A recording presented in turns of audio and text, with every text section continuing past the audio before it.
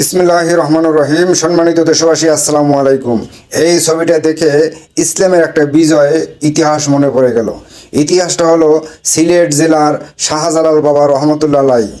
ওনার সাথে একজন আধ্যাত্মিক সাধক আসলেন।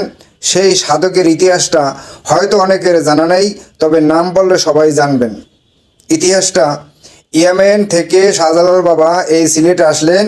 সেই সিলেটে এসে উনি যখন যুদ্ধ করলেন, তখন ওইখানের সনাতন হিন্দু ধর্মের যে রাজা ছিল গৌর গোবিন্দ, এই গৌর গোবিন্দ কোনো অবস্থায় শাহজালাল বাবার সাথে যুদ্ধে জয়ী হতে পারলেন না। যখন যুদ্ধে জয়ী হতে পারলেন না, এমন এক সময় এই গৌর গোবিন্দ সে একটা কৌশল অবলম্বন করলো। কৌশলটা হলো যে নারীদেরকে বিবস্ত্র অবস্থায় তাদের ঢাল হিসেবে পিছনে গৌর গোবিন্দ সৈন্য থাকবে এবং সামনে এই বিবস্ত্র অবস্থায় যে নারীগুলি আছে সেই নারীগুলি সামনে যাবে। এমন কৌশল অবলম্বন করে যখন সর্বশেষ যুদ্ধ লিপ্ত হয়, যুদ্ধ সংগঠিত হয়, এমন সময় এই যে খরমপুর যাকে বলা হয় কেল্লা শাহ বাবা, এই কেল্লা শাহ বাবা অর্থাৎ খরমপুরের যিনি আধ্যাত্মিক সুফি সাধক, যার এই শের মোবারক দিয়ে যার মাজার হয়েছে, তার নাম হলো কেল্লা শাহ। তার আরেকটি নাম আছে।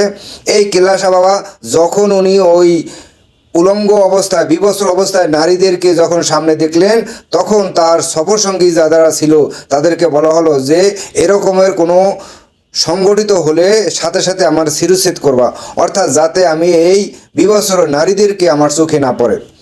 সেই নির্দেশ অনুযায়ী এই খরমপুর বাবার কেল্লা শাহ বাবার এই শিরুচ্ছেদ করে। সেই শিরুচ্ছেদ অর্থাৎ এই যে মাথা মুন্ড, এই মুন্ড অর্থাৎ এই কল্লা শের মোবারক, এই শের মোবারক পানিতে ফেলে সেই পানিতে ভেসে ভেসে এসে তারপর সেখানে বড় ইতিহাস, সেইখানে তার মাজার হয়, যেটাকে বলা হয় খরমপুর কেল্লা শাহ বাবা।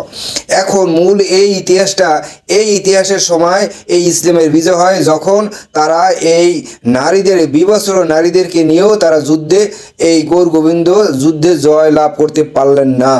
অর্থাৎ এটা দিয়ে বোঝানো হলো যখন তারা যুদ্ধে জিততে না পারে তখন এই নারীদেরকে ব্যবহার করা হয়। ঠিক তেমনিভাবে জামাত ইসলামের 11 দলীয় এই জুলাই সনদ বাস্তবায়নের পক্ষে বায়তুল মোকাররমে তারা যে সমাবেশটা করলো, তারা নিজেরা সংসদে চুপচাপ বসে থাকে, ভেদা মাছের মতো চুপচাপ বসে থাকে। এই সালাউদ্দিন সাহেবের কথার জবাব দিতে পারে না। এখন জবাব না দিতে পেরে বায়তুল মোকাররমের সামনে, বায়তুল মোকাররমের মসজিদের ভিতরে, মসজিদের বারান্দায় এই দেখে নারীদেরকে নিয়ে তারা সমাবেশ করলো, নারীদেরকে ঢাল হিসেবে ব্যবহার করলো। এটা হলো ওই গৌর গোবিন্দর কূটকৌশল। তা যারা এই ধরনের কূটকৌশল করে তারা কি ইসলামের মধ্যে থাকে? জাতির কাছে প্রশ্ন। আর ইসলামে তো এই নারীদেরকে নিয়ে রাজনীতি হারাম। ইসলামে বলছে নারীদেরকে নিয়ে রাজনীতি হারাম।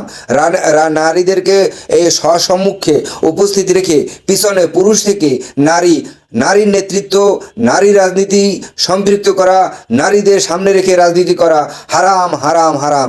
এটা একটা কুফরির অংশ। এখন জামাত এবং 11 দলীয় লোক এই কুফরির অংশ নিল জুলাই সনদ বাস্তবায়নের জেতার জন্য।